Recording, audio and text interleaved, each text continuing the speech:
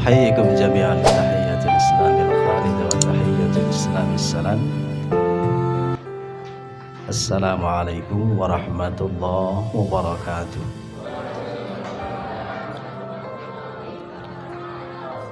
الحمد لله رب العالمين. الحمد لله الذي ألف بين قلوبنا فأصبحنا بنعمته إخوانا. الحمد لله الذي أرسل رسوله بالهدى ودين الحق ليظهره على الدين كله وكفى بالله شهيدا وكفى بالله وليا وكفى بالله نصيرا. اللهم فصل وسلم وبارك على هذا النبي الكريم العالم الهادي النظير البشير عليه أفضل الصلاة والتسليم وعلى آله وأصحابه وأنصاره وجنوده ومن تبعهم بإحسان إلى يوم الدين. أما بعد، فيا عباد الله، أوصي بنفسي وإياكم بتقوى الله وطاعته لعلكم تفلحون. فقال تعالى في محكمه العزيز: أعوذ بالله السميع العليم من الشيطان الرجيم. بسم الله الرحمن الرحيم. يا أيها الذين آمنوا اتقوا الله حق تقاته ولا تموتن إلا وأنتم مسلمون. يا أيها الذين آمنوا اتقوا الله وقولوا قولا سديدا يصلح لكم أعمالكم ويغفر لكم ذنوبكم ومن يطع الله ورسوله فقد فاز فوزا عظيما. Sadaqallahul azim. Jamaah yang dirahmati Allah, segala puji syukur milik Allah Rabbul Jalil. Salawat salam semoga senantiasa tersanjungkan ke atas Nabi kita Rasulullah Muhammad sallallahu alaihi wa alihi wasallam. Hadratal mukarramin wal muhtaramin, para kesepuhan yang sama-sama hadir, wabil khusus yang ada di hadapan saya, sahibul bait wa sahibul maqasid, Kang Ulis, TPNI sekeluarga, para kesepuhan, para alim yang sama-sama hadir, Kiai Saiful Anam, Kiai Masykur, orang tua saya, Mbah Haji Karsono, Mbah Dakim, semuanya lah ada di sini. Bapak Ibu yang tidak bisa disebutkan satu persatu, insyaallah semuanya kita dimuliakan Allah Ta'ala. Amin ya rabbal alamin.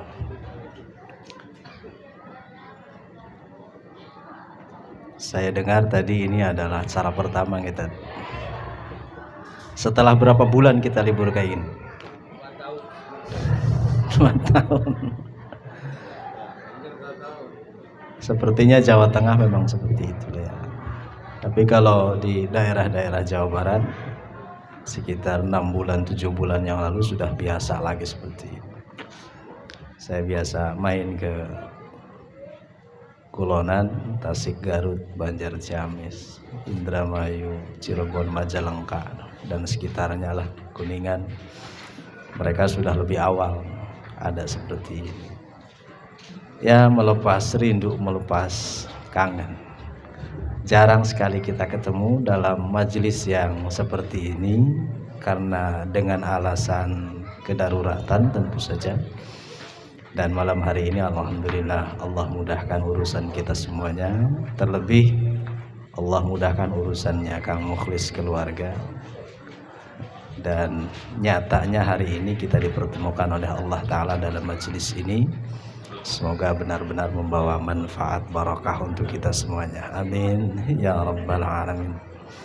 Jamaah sekalian, pada dasarnya semua apa yang telah Allah titipkan kepada kita adalah ujian. Apapun itu. Hanya karena terlalu sering kita menyebut ujian itu sesuatu yang tidak mengenakan, musibah, rasa sakit, kehilangan sesuatu, sehingga terkesan bahwa sesuatu yang terasa enak itu bukan ujian. Padahal seringkali orang lulus kuat dengan ujian pahit, tetapi jarang orang bisa lolos dengan ujian manis. Ada seorang yang ketika Allah uji dengan kekurangan, dia begitu dekat dengan Allah, rajin ke masjid, tilawahnya tidak pernah berhenti, zikirnya selalu terucap, wajahnya bersih dengan air wudhu, dekat sekali dengan Allah. Tapi begitu Allah beri dia ujian, nikmat, lancar, enak, sehat, longgar, tiba saja kemudian berubah, dia menjauh kepada Allah Ta'ala. Maka begitu pentingnya kita memahami konsep ujian, sehingga tidak kaprah kita menyalahinya. Jamaah yang dimuliakan Allah, banyak orang yang begitu kuat, strong, survive ketika Allah uji dengan sesuatu yang tak mengenakan. Tetapi sekali Allah uji dia dengan kemudahan, dia gampang sekali tergelincir.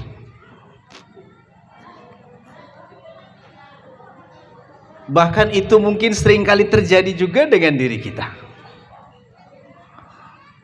Entah kenapa memang bawaannya orang kalau sedang dihimpit oleh Allah itu pengen mendekat ke Allah. Mau kalau kita lagi diuji dihimpit oleh Allah gampang sekali meneteskan air mata gimana? Nangis jadi gampang, jadi nangisan. Orang Sunda mah calembeng gitu. Dikit-dikit nangis, dikit-dikit nangis. Tidakkah kita pernah sekali berpikir bahwa Allah sejatinya selama ini sudah kangen sekali ke si fulan? Allah begitu ingin melihat si fulan menangis. Allah sudah begitu rindu melihat si fulan itu menghibah, mengharap kepada Allah Ta'ala. Tapi tak jua dia mau mendekat kepada Allah Ta'ala. Sebenarnya Allah sangat ingin sekali melihat si fulan ini dekat sekali kepada Allah. Dia merundukkan hati, kepala dan doanya kepada Allah Ta'ala. Tapi sayang, selama ini dia terlalu lincah dengan alasan sibuk pekerjaan, dengan alasan hal-hal lainnya. Kemudian dia tetap menjauh kepada Allah Ta'ala, padahal Allah pengen sekali dekat dengan si fulan ini. Maka tak ada cara lain kecuali Allah dia himpitkan masalah hidupnya. Dengan demikian dia kembali mendekat kepada Allah Ta'ala. Pertanyaannya adalah, apakah kita mendekat kepada Allah menunggu momen seperti ini? Menunggu momen untuk dihimpit terlebih dahulu sehingga kita mendekat lagi kepada Allah? Rasanya orang yang berpikir cerdas, dia akan menghindari cara-cara seperti ini. Tanpa pun harus dihimpit terlebih dahulu, dia sadar, dia cepat mendekat kepada Allah Ta'ala, sehingga kerinduan Allah itu terobati dengan keberpihakan dia kepada kebaikan. Jamaah yang dimuliakan Allah, ini rumus-rumus seperti ini, rumus-rumus gampang diingat, sebenarnya mudah. Tapi entah kenapa memang ketika Allah dekati kepada kita kemudahan anugerah itu, kok seringkali kita tiba-tiba saja lupa kepada Allah. Anak santri kita satu waktu datang menghadap ke saya, "Abi, sepertinya saya mau pulang dulu lah, entah bisa balik lagi ke sini atau memang akan selama-lamanya pulang," katanya. Saya tanya, "Memangnya kenapa kamu?" "Tadi orang tua saya bilang katanya sudah tak sanggup lagi untuk memberikan modal, nah, mampu lagi untuk memberikan bekal ke saya, jadi saya diminta untuk pulang." Ini mindset umum gimana? Ini mindset cara berpikir umum yang seringkali terjadi. Kalaulah hari ini kita sedang memperingati, mensyukuri atas walimatul khitannya Ananda Nizar, yang kita seringkali diulang-ulang tentang konsep anak, bahwa dalam agama ini anak adalah amanah. Maka sejak kapan Bapak harus terbebani dengan perasaan, pemikiran, kesimpulan bahwa anak adalah tanggung jawab saya? Sejak kapan kita merasakan bahwa anak itu seolah-olah kalau saya membiayai berarti dia maju, kalau saya tak membiayai berarti dia mati, berarti dia tak bisa berbuat apapun? Sejak kapan cara berpikir ini ada dalam diri kita? Di satu sisi kita mengatakan anak itu amanah. Bapak masih ingat konsep amanah? Amanah itu titipan, berarti ada yang punya yang sebenarnya, kita mah ketitipi. Kalau Kang Haji Maskur ngomong ke saya, Ustadz saya titip kopiah ini, pertanyaan saya, ini milik siapa sebenarnya? Beliau. Kalau Bapak meyakini Allah menitipkan kepada kita anak, sejatinya anak kita adalah milik Allah Ta'ala, yang berarti semua hal yang berkait dengan anak kita itu pun sepenuhnya adalah hak Allah untuk mengaturnya. Disinilah kemudian rumusnya menjadi bisa berkembang. Beliau, Kang Haji Maskur, Kang Haji Saiful sering nanya ke saya, sering menyampaikan ke saya, itu anak sebegitu banyak kok bisa makan kan loh. Di sisi lain ada orang yang punya anak satu saja, keluarga kecil, dia hanya bertiga berempat saja di rumah, seolah-olah bingung untuk hari esok makan dari mana, biaya sekolah dari mana, begitu. Kalau kita memakai mindset cara berpikir yang pertama, benar sekali, semakin berada banyak orang-orang yang ada di bawah kita, itu akan semakin membebani kita, karena kita terlalu meyakini bahwa mereka bisa makan itu bergantung saya, mereka bisa sekolah itu bergantung saya. Tapi kalau rumusnya kita luruskan, bahwa apapun dan siapapun yang ada yang hidup di sekitar kita, secara lahiriah ia tanggung jawab kita, tetapi demi Allah itu semuanya adalah tanggung jawab Allah Ta'ala. Maka jangan bertanya kepada saya dari mana mereka makan. Saya selalu bingung kalau ditanya orang, ini mereka makan dari mana Ustaz? Wallahu alam, entah dari mana. Yakinnya dari Allah, tetapi caranya seperti apa, Allah yang punya hak prerogatif untuk menentukannya. Maka jangan kerdilkan diri dengan mengubah mindset takdir. Jangan melemahkan diri dengan mengubah konsep takdir seolah-olah kalau saya kepala rumah tangga berarti saya yang menanggung semuanya. Jangan. Mau sampai kapan kita akan tersandra dengan seperti ini? Capek hidup kayak gini tuh. Maka tidak ada hari kecuali bagi orang seperti ini adalah keluhan. Rumusnya, datang sini ngeluh, datang ke si fulan ngeluh, ngeluh dan ngeluh saja, karena dia merasa sedang terbebani.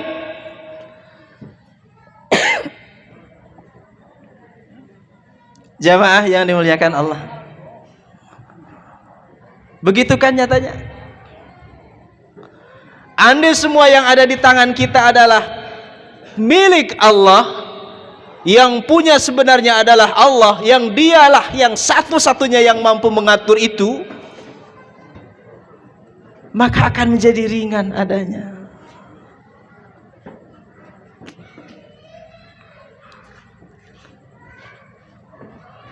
Jazakallah. Maka akan menjadi ringan adanya. Gak ada urusan kita punya anak satu, punya anak 10. Masa ibu kalah hidup orang di zaman modern seperti ini? Ya, kita hidup di abad 21. Orang tua kita dari dulu selalu bilang tentang perumusan anak. Banyak anak, banyak rezeki. Tak ulang lagi, banyak anak, banyak rezeki. Sekarang ibu dipaksa seolah-olah untuk mengikuti aturan.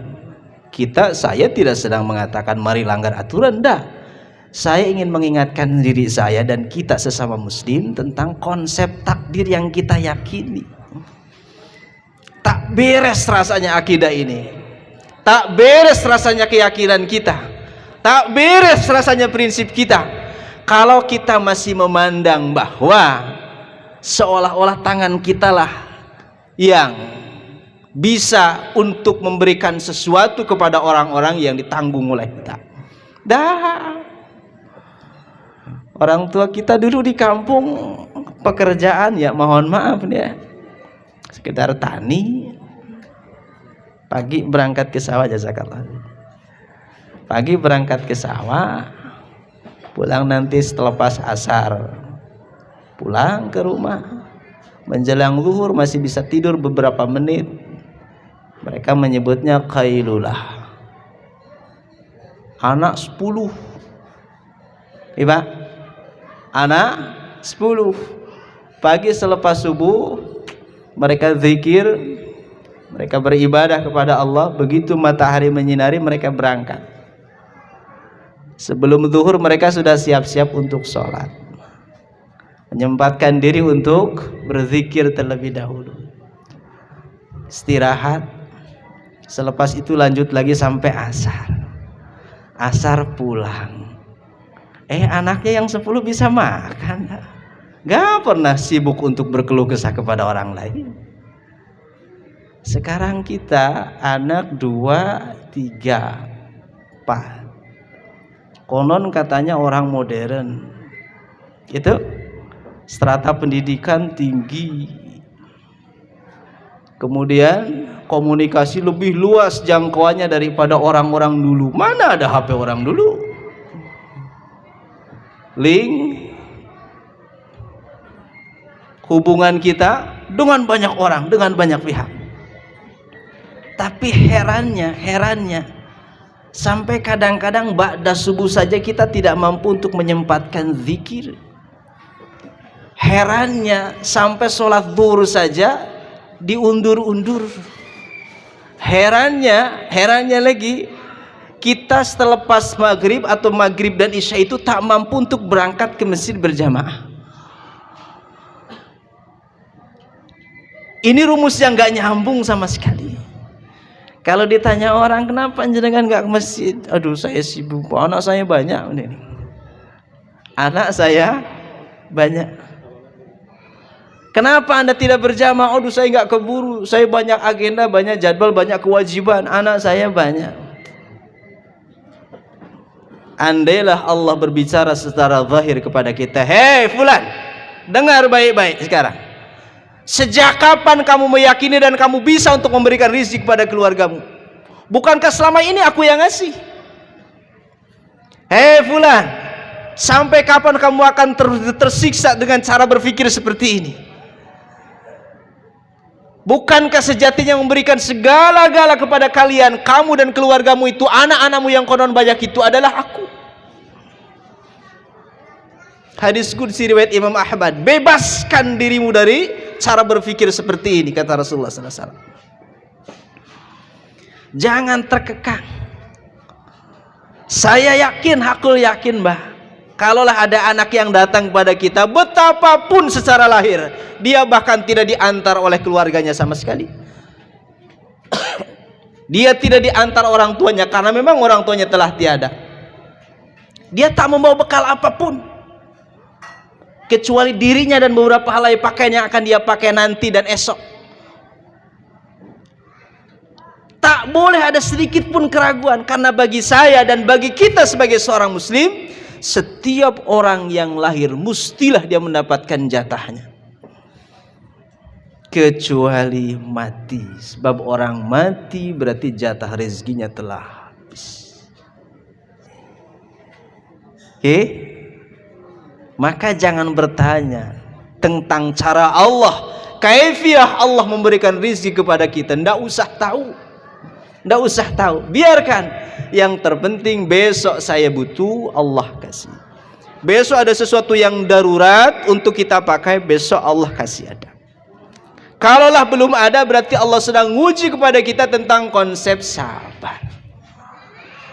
Repotnya kita adalah terlalu banyak keinginan yang bahkan melampaui angka kebutuhan kita. Maka disitulah rumus terjepit, rumus terhimpit, rumus tersiksa. Maka ini harus dibarengi dengan pemahaman yang lain. Ibu, bapak, saya kalau di pondok terus terang paling marah ke anak itu kalau ada anak yang sudah jelas-jelas dengar azan, dia masih duduk santai. Kenapa harus marah? Kenapa saya tidak terima dengan sikap seperti itu? Karena bagaimana mungkin dia akan menjadi hamba yang beruntung, sementara ketika salat saja dia tunda. Dan bukankah sholat adalah ibadah paling standar bagi seorang muslim? Jangan bicara haji, jangan bicara puasa, jangan bicara sedekah, Anda sholatnya masih berantakan. Ini yang menjadi kunci semua amal. Bayangkan saja ketika kita menjauh kepada Allah Ta'ala dengan cara meninggalkan atau mengulur-ngulur waktu sholat, maka apa yang akan kita peroleh? Tidak ada lah, tidak ada. Jamaah yang dimuliakan Allah, dari sinilah konsep hidup berkah itu. Dan siapapun senang atau kalau dipanggil, memanggil seseorang kemudian datang dengan segera, kan begitu Pak ya? Ya enggak? Bapak senang kan punya anak begitu? Oh senang, panggil apapun nyamperin, cepat, respon, respect. Rasanya siapapun tak suka punya anak, punya siapapun, punya bawahan, ketika dipanggil malas-malesan. Kan begitu rumusnya Pak? Maka bagi saya impossible, bohong. Orang akan merasakan ketenangan jiwa, ketenangan hidup. Dia merasakan sesuatu yang hakiki ketika dia masih menelantarkan salat. Kita doakan yang belum istiqamah sing istiqamah, yang belum ada keinginan sing Allah kasih keinginan. Dan nyari apa tuh hari itu sholat pada repot atau rumusnya ya? Oke Kajong. Nyari apa? Sederhananya kalau kita simpulkan, kata Allah kepada kita, fulan, kamu tugasmu adalah mengabdi saja. Tugasmu adalah mengabdi saja, gak ada yang lain. Gak usah mikirin biaya sekolah anak, gak usah mikirin ini dan itu, gak usah mikirin makan. Aku sudah tanggung semuanya. Syarat, ketika aku minta dan menugaskan sesuatu kepada kamu, cepat datang, cepat lakukan. Kira-kira begitu. Ini madatu la ilaha illallah Muhammadur Rasulullah. Adzan santai ya. Orang sudah adzan, diingetin sama istrinya, Pak gerak ke masjid itu udah adzan. Tenang, baru ke adzan belum qomat kan ini. Udah qomat diingetin, Pak udah qomat, berangkat ke masjid. Tenang, baru ke mulai, belum ketinggalan satu rakaat belum. Terus mau kapan? Sudah begitu kalau dia berdoa kepada Allah, Allah tangguh-tangguhkan, dia marah-marah. Introspeksi diri itu penting sekali. Sebagaimana kita memperlakukan Allah dan perintahnya, maka sebegitu pula Allah akan memperlakukan kita. Kadzalika Allah yaf'alu ma yasha. Allah akan berkehendak apapun. Rugi benar, celaka benar orang yang tidak mengabdikan hidupnya kepada Allah Ta'ala. Bukankah semuanya punya Allah? Bukankah semuanya punya Allah? Kenapa kita mesti menjauh kepada yang punya segala-galanya? Dah. Rumus apapun boleh dicoba, tapi sekali kalau menyalahi rumusnya Allah Ta'ala, kita tidak akan pernah beruntung. Capek hidup ini, pontang-panting sana sini, warawiri sana sini ya. Sekurang sudah mau suku dipi hulu, hulu dipi suku. Itu gawe teu aya karep, lamun aya jam, kalau ada jam lebih dari 24 jam dia kerja terus. Nyatanya biasa-biasa aja. Kalau rezeki bisa ditakar dengan hebatnya bekerja, 24 jam dia bekerja, mestinya tukang kopi di pinggir jalan, tujuh alun-alun, dialah orang yang paling kaya. Kalau bisa berkah dan rezeki itu ditakar dengan semangatnya orang bekerja, mestinya orang yang paling semangat bekerja, dialah orang yang paling kaya. Kalau rezeki bisa ditakar dengan seberapa gesit, seberapa cepat dia menjemput rezeki dari Allah, pagi-pagi dia berangkat, mestilah tukang sayur yang ada di pasar, dialah orang yang paling kaya. Nyatanya enggak begitu. Ayo,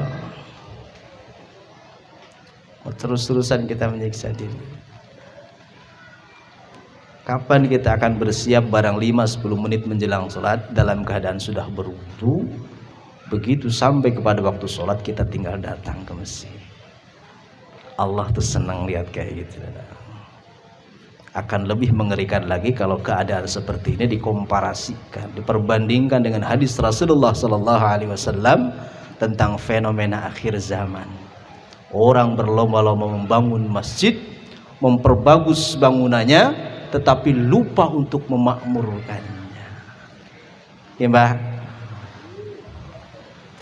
Al-Azhar itu luar biasa. Saya juga mendengar dengan salah satu di antara beberapa masjid saja yang ada di Majenang yang tingkat kemakmurannya luar biasa.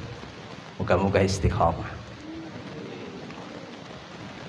Kadang-kadang kita kalau melihat seperti itu, la ilaha illallah, kampung apalagi Mbak Haji, la ilaha illallah. Sesekali Bapak mampir aja ke masjid-masjid di kampung.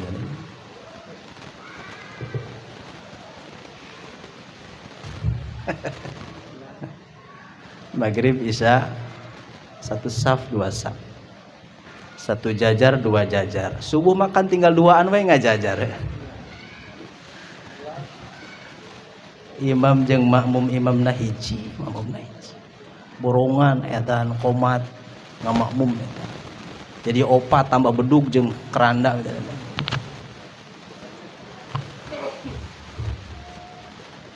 Sampai kapan kita seperti itu? Hari-hari diisi dengan keluhan, mengeluh saja. Tidakkah kita pernah berpikir Allah begitu cemburu kepada si hamba yang rajin mengeluh? Allah itu maha pencemburu, sangat cemburu, sangat tersinggung ketika mendengar melihat si hamba dia berkeluh kesah kepada makhluknya. Kenapa? Kan sejak awal tadi kita pernah berpikir tadi, Allah yang tanggung jawab akan hidup kita semuanya. Allah tanggung jawab akan rezekimu, rezeki anakmu, rezeki istrimu, rezeki orang yang ada di tanggunganmu. Aku tanggung jawab, kata Allah. Syaratnya aku minta satu, kamu dekat ke aku. Kalau ada sesuatu jangan pernah bercerita kepada siapapun selain aku, cerita ke aku. Itu kan mintanya Allah. Wa idza sa'alaka 'ibadi 'anni fa inni qarib. Dekat. Bukan saja dekat, ujibu da'watad da'i idza da'an. Aku beri selama kamu minta. Itu janji Allah. Bapak bilang Allah itu katanya la yukhliful mi'ad, tak pernah ingkar janji. Segera datang ke Allah. Rumusnya satu, asal dekat saja dengan Allah. Apa yang Allah mau turuti, apa yang Allah suruh turuti. Dan Allah mah nggak meminta sesuatu yang di luar kemampuan kita. Mustilah Allah meminta dari kita itu sebatas maksimal kemampuan kita. La yukallifullahu nafsan illa wus'aha. Kalau suruh sholat, sholatlah. Urusan khusyuk tidak khusyuk, urusan belum benar atau sudah benar, itu urusan lain. Yang terpenting adalah begitu Allah manggil, cepat berangkat. Allah sudah senang lihat kayak gitu, bebas. Apalagi kalau dibarengi dengan belajar bagaimana menyempurnakan tata cara sholat yang benar, gitu kan? Tata cara sholatnya benar, bacaannya benar, hakikat sholatnya difahami. Apa itu takbiratul ihram, apa itu bersedekah, apa itu baca Fatihah. Hikmah apa yang kita bisa ambil dari ruku, hikmah apa yang kita bisa ambil dari sujud, hikmah apa yang kita bisa ambil dari salam. Fahami dengan seksama. supaya kita benar-benar faham sholat, dan sholat benar-benar menjiwai diri kita. Mulai saja, awali saja. Besok ketika adzan tiba, jangan pernah berpikir apapun. Andai Bapak belum wudu, wudulah. Andai sudah berwudu, berangkatlah ke masjid. Apalagi bertetangga dengan masjid. Kata Rasulullah SAW, la salata li jaril masjid illa fil masjid. Tak sempurna orang yang bertetangga dengan masjid tapi sholatnya ada di masjid. Ini pemahaman yang paling minim. Pemahaman yang lebih radikal lagi, lebih ekstrim lagi, la salata, tak sah sholatnya orang yang bertetangga dengan masjid tapi tidak di masjid.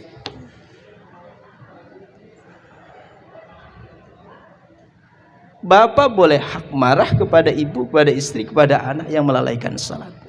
Sebab barangkali dengan cara-cara seperti itulah bapak usaha tak dapat-dapat. Bapak boleh marah kepada anak istri ketika melalaikan salat. Barangkali dengan cara perilaku mereka itulah Allah menarik berkah dari usaha kita. Maka tugas imam, tugas suami di sinilah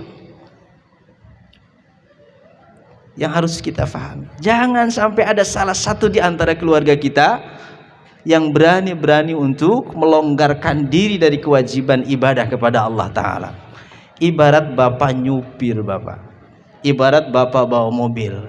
Andai ada satu saja penumpang kita yang petakilan, gak mau ngikut aturan, itu bisa celaka semuanya. Iya, Pak?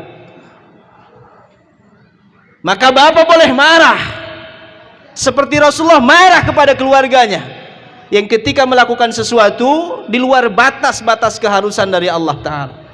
Abu Bakar Siddiq radhiyallahu anhu dikisahkan dalam atharnya.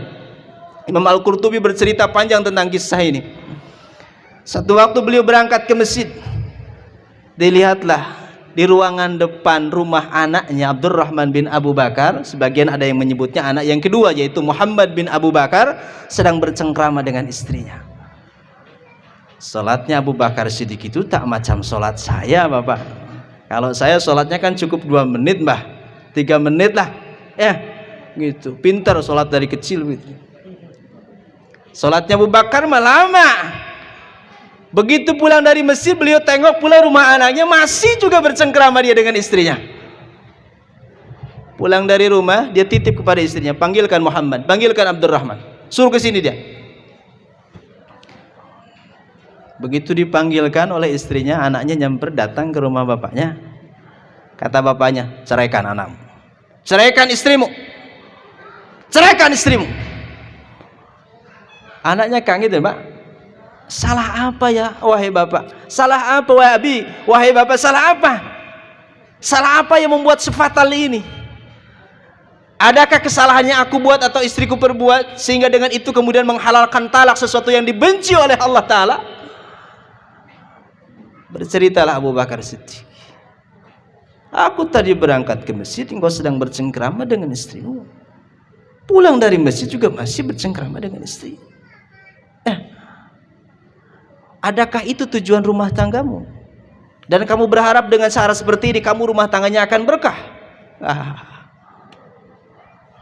Lebih baik kamu sendiri, sebab dengan sendiri dulu kamu dekat dengan Allah Ta'ala. Ambil ibrah, tidak harus dipraktekkan, ya. Kalau dipraktekkan bahaya, besok rame-rame ke KUA.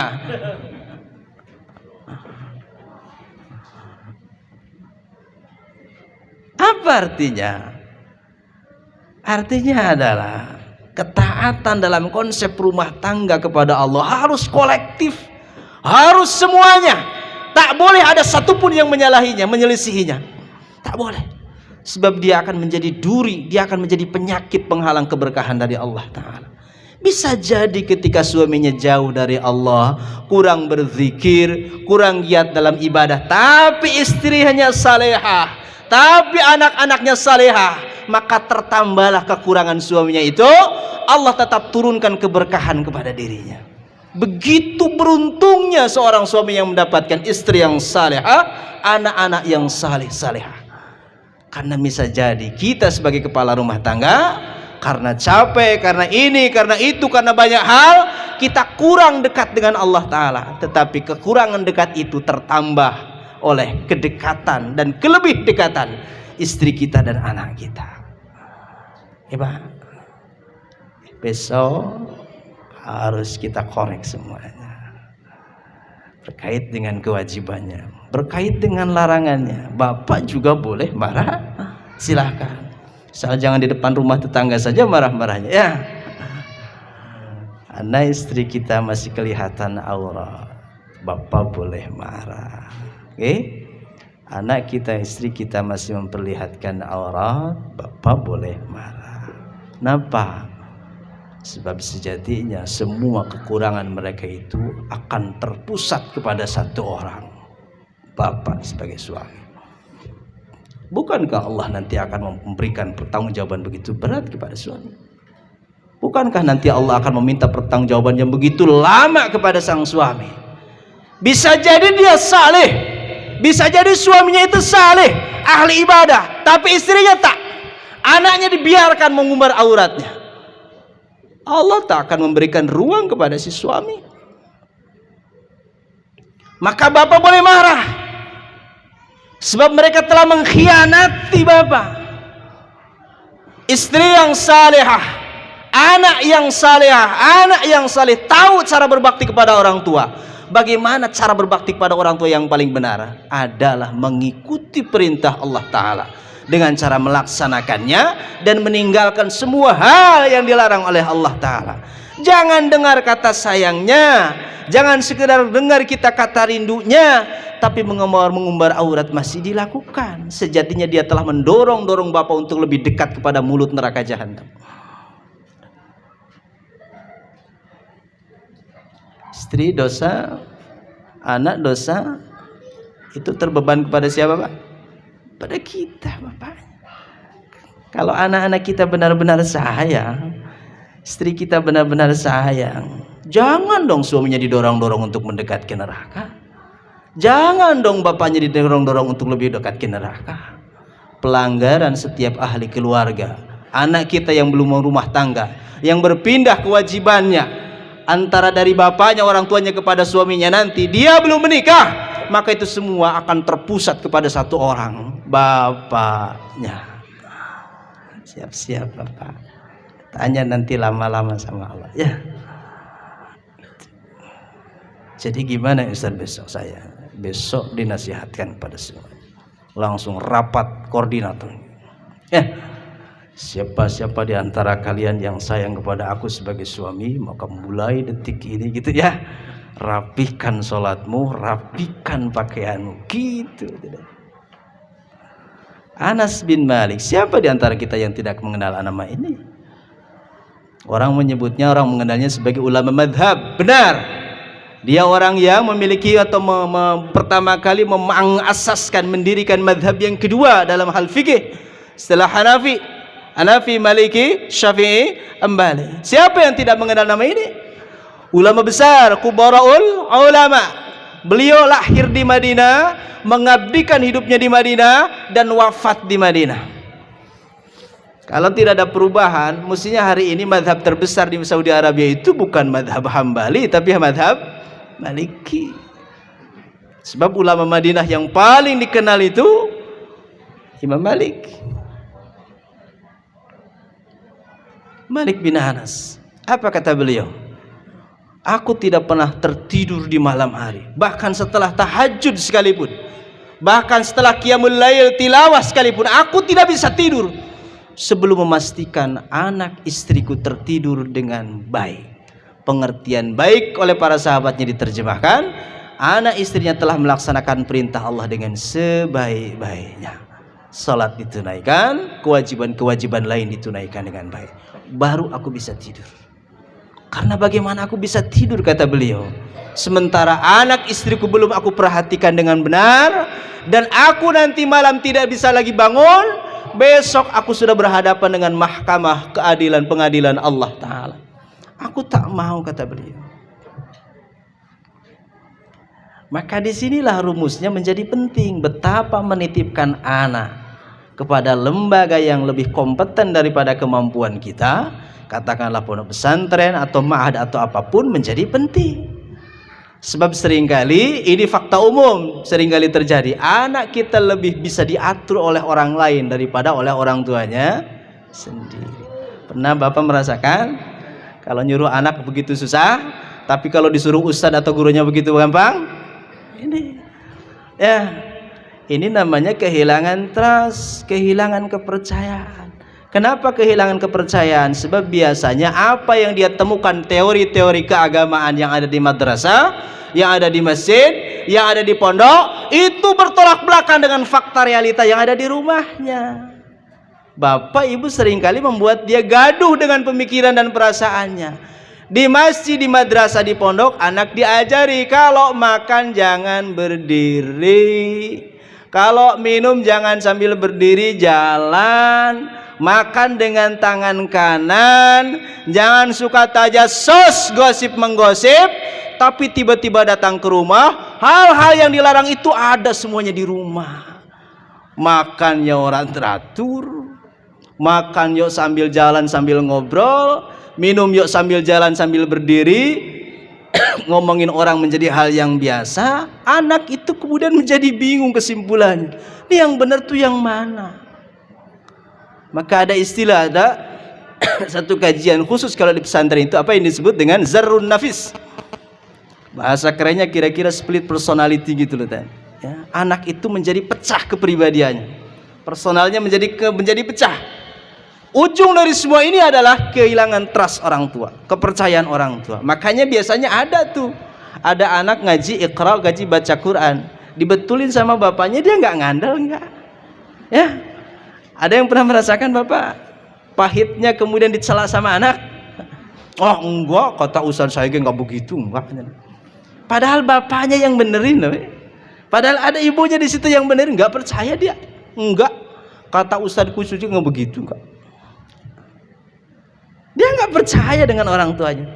Kalau disuruh-suruh sesuatu oleh ibu bapaknya lama sekali ngeresponnya, atau bahkan tidak merespon sama sekali. Tapi begitu gurunya, ustadznya, kiainya yang nyuruh, oh luar biasa dia ta'zimnya. Ada yang salah. Ada yang salah.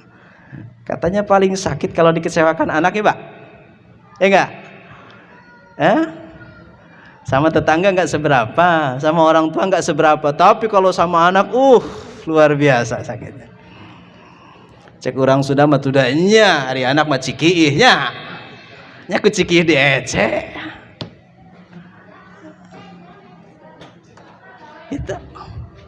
Jamaah yang dimuliakan Allah, maka beruntunglah anak yang Allah takdirkan bisa belajar di tempat yang tepat untuk mendidik karakter yang baik, akhlakul karimah yang benar. Maka ma'had atau pondoklah tempat yang tepat. Maka tidak salah ketika Imam Asy-Syaukani dalam muqaddimahnya Nailul Awtar ketika beliau menyebutkan adalah rezeki dari Allah kepada orang tua. Bila mana Allah menakdirkan anaknya itu ada keinginan untuk belajar ilmu agama. Kan begitu Pak ya? Siapa di sini yang punya anak di pondok nih? Kang Muli saja anaknya di pondok ya, merasakan benar dua. Anak di pondok gimana rasanya? Tenang, bapak nyari duit tenang. Anak di sana ada 24 jam yang mendidik, yang mengarahkan, yang membimbing, ya Pak. Di rumah, perang badar pagi sore. Ibunya apalagi uring-uringan terus, rebutan HP, rebutan remote, rebutan kunci motor. Tapi anak di pondok anteng. Ibu kapan lihat sinetron anteng jadinya ya. Ibu kapan lihat drakor jadi anteng, nggak ada yang gangguin ya. Makanya pondokin anak tuh supaya simpel tanggung jawab ya. Di sana mah ada yang ngurusin 24 jam. Di mana Ustaz? Di mana saja ya.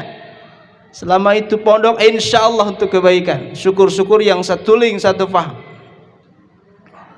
Begitu. Betapa beratnya tanggung jawab orang tua kepada anak. Maka berbahagialah sesiapa yang Allah takdirkan anaknya itu mau tafaqquh fiddin, belajar agama dengan baik. Kita kenalkan kepada Allah anak kita, kita kenalkan kepada Allah lewat lisan ustadznya, lewat lisan kiainya kita kenalkan anak ini kepada Allah. Kenapa mesti harus ke Allah bukan ke saya?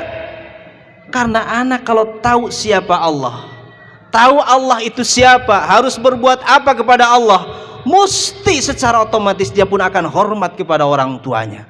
Bukankah Allah yang menyuruh di dalam Al-Quran anak wajib berbuat baik kepada orang tua? Anak yang mengenal Allah mesti dia akan taat kepada Allah. Anak yang taat kepada Allah mesti dia akan mengikuti Al-Quran. Padahal salah satu perintah Al-Quran adalah berbuat baik kepada orang tua. Ya. Wajib Ustadz mondokin? Enggak wajib. Kalau bapak merasa tahu tentang ilmu agama, punya bekal mendidik anak, mah nggak usah dipondokin, nggak apa-apa. Saya emang nggak mau dipondokin Ustadz, dan saya bisa pinter ngaji, saya kiai, saya Ustadz. Ya monggo silakan. Tapi saya mah karena tidak mampu ngaji, Mbah. Karena saya mah merasa nggak mampu untuk mendidik anak saya lebih baik titipin anak saya. Anak saya pun saya titipin ke orang lain. Gitu kan sih. Orang nanya ke saya, ngomong Ustadz mah anak orang diterima, anaknya sendiri dititipin ke orang lain. Itu keren. Harus punya pengalaman. Yang kedua, siapapun sok berat lisan kalau mendidik anaknya, Pak. Seperti anak menasihati orang tua, berat enggak? Oh, beratnya minta ampun. Itulah sebabnya Musa meminta kepada Allah untuk dihadirkan seorang kerabatnya yang juga sama-sama sebagai nabi dan rasul, ialah Harun alaihissalam. Ketika dia berkata, Rabbi syrah li sadri wa yassir li amri wahlul 'uqdatam min lisani. Ya Allah, lapangkanlah dadaku. Allah, lapangkanlah dadaku. Rabbi syrah li sadri wa yassir li amri, permudah urusanku, pergampang urusanku. Kemudian wahlul 'uqdatam min lisani. Ya Allah, lepaskanlah uqdah. Uqdah itu apa? Sesuatu yang mengikat, sesuatu yang membuat keluh di lisan. Para ulama hampir sepakat, ahli tafsir, bukan Nabi Musa itu orang yang tidak bisa bicara, bukan Nabi Musa itu orang yang cedal, bukan. Tetapi karena terlalu beratnya tekanan psikologi beliau, sebab dia diperintahkan oleh Allah untuk mendatangi Fir'aun, yang Fir'aun adalah bapak angkatnya sendiri. Maka tak kuasa dia untuk menasihati orang tuanya. Makalah dia meminta kepada Allah untuk didatangkan seseorang yang kiranya bisa mampu mendakwahi, mengajak orang tuanya. Maka Allah utuskan kepada dia, Haruna akhi, Harun saudaraku, kata Musa. Entah kenapa kalau ngomong di depan orang mah begitu mudah, tapi ngomong di depan anak sendiri kadang keluh lisan kita. Entah kenapa kalau kita berbicara di depan orang lain kita bisa mudah, tetapi berbicara menasihati di hadapan orang tua sendiri kita menjadi keluh. Itu sebabnya Kang Haji, saya nggak mau mendidik anak saya, lah, tukeran, kasih ke yang lain gitu. Keren itu. Lebih mudah lagi. Inspirasinya banyak ternyata. Imam Syafi'i itu punya orang tua, punya ibu yang ahlul Quran. Tapi beliau untuk belajar Al-Quran dititipkan ke orang lain. Selepas dewasa, ketika beliau berhijrah dari Baghdad menuju ke Mesir, karena pelabuhannya di Mesir, beliau datang ke gurunya di Madinah, namanya Imam Malik bin Anas. Oleh Imam Malik, beliau diajarkan tentang banyak hal. Maka kita mengenali Imam Syafi'i itu adalah murid daripada Imam Malik. Tetapi selepas belajar begitu banyak, tiba saja gurunya Imam Malik berbicara, Syafi'i, sekarang ilmuku sudah habis. Kamu sekarang pindah, carilah si fulan, syekh fulan, ulama fulan. Kamu belajar ke sana. Ini bekalnya aku kasih. 250 dinar beliau kasihkan kepada Imam Syafi'i untuk belajar ilmu kepada ulama yang lain. Padahal siapapun mengetahui, tak ada lagi ulama pada zaman itu yang lebih alim keulamaannya melebihi kealimannya Imam Malik. Maka saya katakan kalau ditanya, Ustaz wajib memondokkan anak? Tak wajib. Bagi bapak yang merasa mampu untuk mendidik anaknya, silahkan dididik, karena itu kewajiban kita.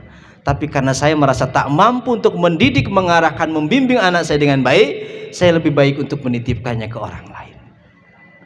Jamaah yang dimuliakan Allah, ketika anak kenal dengan Allah, maka begitu ringannya tanggung jawab sebagai orang tua. Maka Rasulullah mengurutkan yang kedua, kenalkan anak kepada nabinya. Sebab Nabi mewanti-wanti kepada umatnya untuk menyakiti hati kedua orang tuanya. Ada satu hadis, ada satu bab khusus dalam Riyadhus Shalihin. Ada satu bab khusus dalam Sahih Bukhari. Ada satu bab khusus dalam kitab-kitab hadis yang para ulama hadis, para muhadditsin telah menuliskan satu bab secara khusus tentang bab larangan menyakiti hati kedua orang tua. Itu saking banyaknya, itu karena saking banyaknya hadis-hadis Rasulullah yang melarang seorang anak untuk menyakiti orang tuanya. Andai saja dia cinta Nabi, andai saja anak kita cinta Nabi, mesti pantang baginya untuk mengecewakan, lebih-lebih lagi menyakiti hati orang tua. Tuh, tak nikmat budak di pondok ya. Diajarkan cinta kepada Allah ya iya, diajarkan ittiba mengikuti Nabi sallallahu alaihi wasallam juga iya. Yang ketiga, wa hubbal Quran, ajarkan kecintaan anak kita kepada Al-Quran. Di pondok mada naon atuh nu dipelajari teh ya ti Quran kitab merenya. Hari-hari dia yang pegang Quran kitab kan begitu. Masya Allah, tiga-tiganya telah diwakilkan tugas kita kepada asatidnya, kepada ustadznya, kepada gurunya. Bapak ibu nanti ketika diminta pertanggungjawaban di hadapan Allah, fulan, mana anakmu? Bagaimana pertanggungjawabanmu? Bapak tinggal bilang saja nanti ke Allah, Rabb, dan benar bahwa semua tanggung jawab itu ada di pundak saya. Tapi karena saya merasa tidak mampu ya Allah, dengan segala pengetahuanmu, aku telah titipkan anakku ke lembagaan, kepada Ustadz Anu. Di sana ada gurunya, di sana ada kiainya, di sana ada ustadznya. Aku telah melaksanakan kewajibanku. Aku berikan dia kiriman biaya-biaya. Aku doakan dia, insya Allah terbebas. Makanya peralihan tanggung jawab itu kadang-kadang penting untuk memastikan anak kita dekat dengan Allah Ta'ala. Jamaah yang dimuliakan Allah, maka melalui momen kali ini, samping kita mendoakan Ananda Nizar jadi putra yang membanggakan bagi Kang Mukhlis, Teh Penny, sekeluarga dan keluarga besar, tentu saja kita berdoa mudah-mudahan Ananda juga mampu membanggakan umat Nabi Sallallahu Alaihi Wasallam. Salih itu pasti ya, kalau bisa pintar gitu. Saya selalu menyampaikan ke anak-anak itu, hafal Al-Quran 30 juz itu bonus. Adapun ketika kalian bersungguh-sungguh mati-matian menghafalkan Al-Quran sampai kurang tidur, kurang makan dan lain sebagainya, itulah pahala kita gitu. Nanti kalau pintar dikasih pintar sama Allah, hafal Quran, andai dia belajar Al-Quran, hafal kitab kalau dia belajar kitab atau kepondokan, itu mah bonus. Lebih daripada itu, cukup Allah memberikan kesalehan saja luar biasa. Ibu bapak yang dirahmati Allah Ta'ala, saatnya kita kembali kepada Allah Ta'ala. Arruju ilallah, balik lagi kita ke Allah. Sudah terlalu capek kita, sudah terlalu lelah kita. Berjauhan dengan Allah itu ternyata tak ada manfaatnya. Hari-hari malah sibuk dengan sesuatu yang tidak penting. Hari-hari sibuk malah kita disibukkan dengan sesuatu yang tak ada manfaat. Lebih baik kita mendekat kepada Allah Ta'ala. Insya Allah semua apa yang diharap, diminta oleh Bapak Ibu semuanya Allah kasih. Ya, saya doakan dan kita berdoa mudah-mudahan keluarga kita dijaga oleh Allah Ta'ala.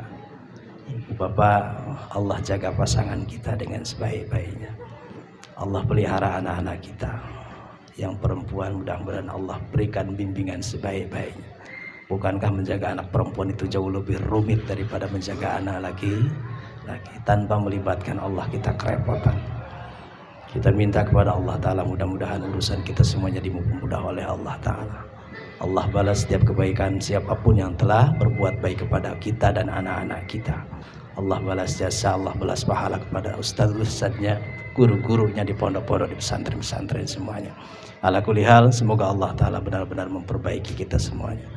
Dan kita pun berkewajiban untuk selalu untuk introspeksi diri, memuhasabahi diri. Kewajiban yang kita lakukan, kita sempurnakan. Saya terima kasih sekali kepada Bapak Ibu semua yang sudah istiqamah berjamaah ke masjid. Bagi yang belum, yuk kita upayakan untuk bisa datang ke masjid.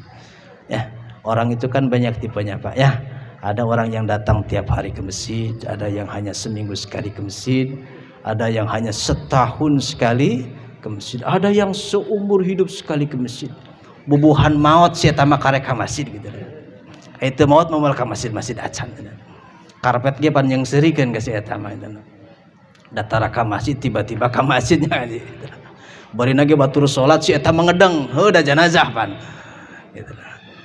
Jangan sampai seperti itulah. Ya, sebelum dipaksa oleh Allah kita mendekat kepada Allah, lebih baik kita sadari terlebih dahulu.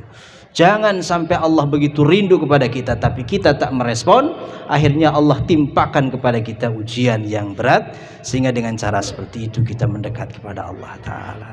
Sabari, syukuri. Sabari, syukuri. Sabari dengan apa yang telah Allah timpakan berbentuk ujian, kepahitan, dan syukuri dengan apapun yang Allah limpahkan kepada kita berupa kemudahan. Semoga Allah Ta'ala memberikan taufik hidayah inayahnya kepada kita sekalian, sehingga hidup kita semakin hari semakin beruntung insyaallah. Kang Muhlis dan sekeluarga Teh Beni, saya mohon maaf tidak bisa panjang-panjang. Dari semalam juga tenggorokan sudah sakit. Ya, kita bisa ngopi lain waktu di pondok bareng dengan kasepuhan orang tua saya Mbah Haji Karsono Sidere. Haji Oyon, Mbah Dakim, semuanya lah. Saya tunggu di atas. Kita ngopi bareng-bareng besok di atas nih kan. Itu Bapak Ibu yang dirahmati Allah, semoga ada manfaatnya, dan mohon maaf bila ada salah-salah kata, salah-salah hal. Saya tidak bermaksud untuk mengajari siapapun, tetapi mengajak diri sendiri untuk lebih baik lagi. Ada baiknya untuk Bapak Ibu semuanya hanyalah hadiah bonus saja dari Allah Ta'ala. Itu saja. Saya akhiri, hasbunallahu wa ni'mal wakil, ni'mal maula wa ni'man nasir. Aqulu qouli hadza fastaghfirullahal azim li wa lakum wa lissairil muslimin. Hadanallahu wa iyyakum. Assalamualaikum warahmatullahi wabarakatuh.